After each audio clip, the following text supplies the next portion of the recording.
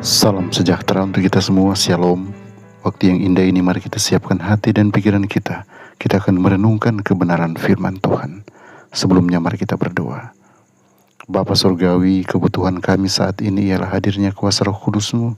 Terangi hati dan pikiran kami dan mampukan kami memahami setiap firman yang akan kami baca dan renungkan.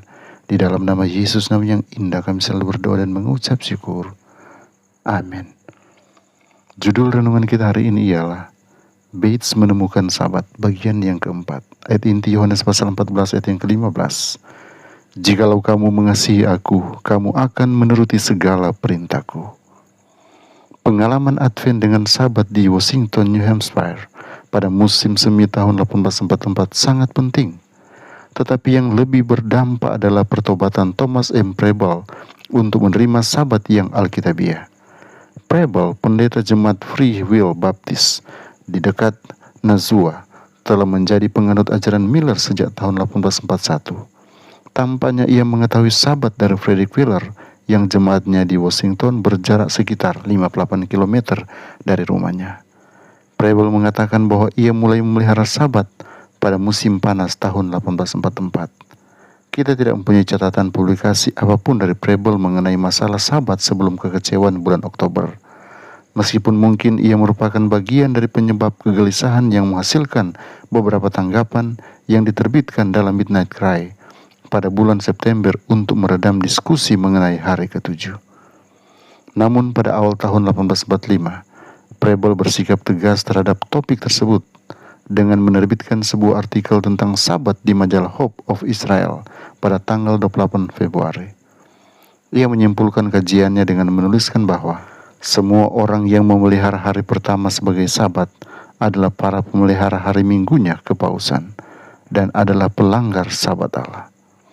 Preble menyatakan, jika saya hanya memiliki satu hari di bumi ini untuk dihabiskan, maka saya akan meninggalkan kesalahan demi kebenaran segera setelah saya menyadarinya.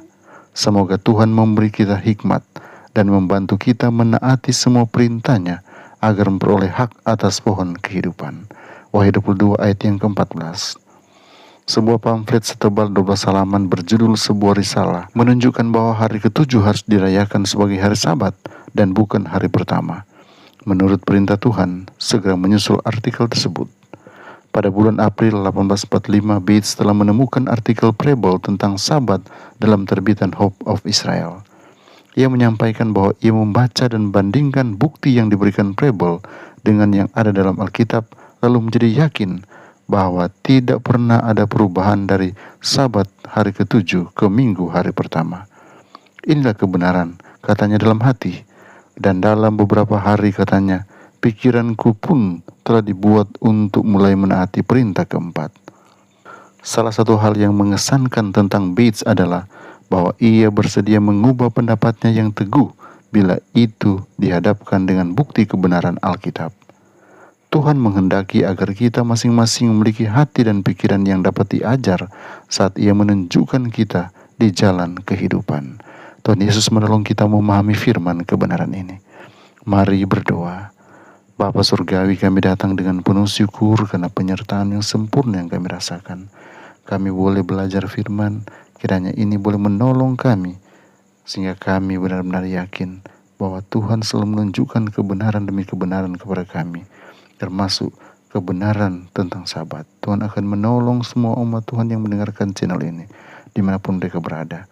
Engkau kiranya tuntun mereka terus ke dalam kebenaran, sehingga mereka boleh terus berjalan dalam kebenaran sampai hari Maranatha.